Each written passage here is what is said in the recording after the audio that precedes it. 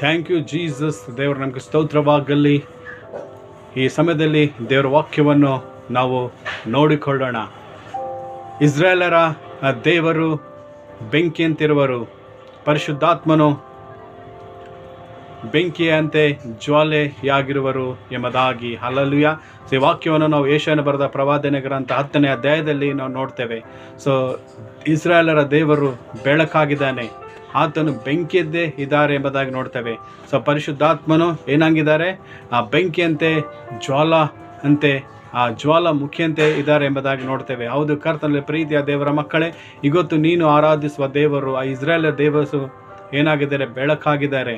ಆ ಇಸ್ರಾಯೇಲರ ದೇವರು ಬೆಂಕಿಯಂತೆ ಜ್ವಾಲಾಮುಖಿಯಾಗಿದ್ದಾರೆ ಎಂಬುದಾಗಿ ನೋಡ್ತೇವೆ. ಅದಕ್ಕೆ ಆ ಕರ್ತನನ್ನು ನೀನು ಕೊಂಡಾಡಿದಾಗ, ಆರಾಧಿಸಿದಾಗ ದೇವರು ನಿನ್ನನ್ನು ಕೂಡ ದಹಿಸುವ ಅಗ್ನಿಯಂತೆ ಮಾರ್ಪಡಿಸ್ತಾರೆ.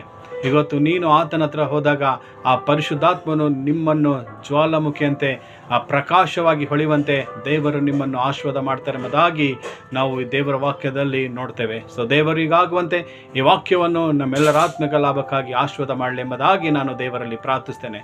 1 second, may God bless this word, you and your family. Amen.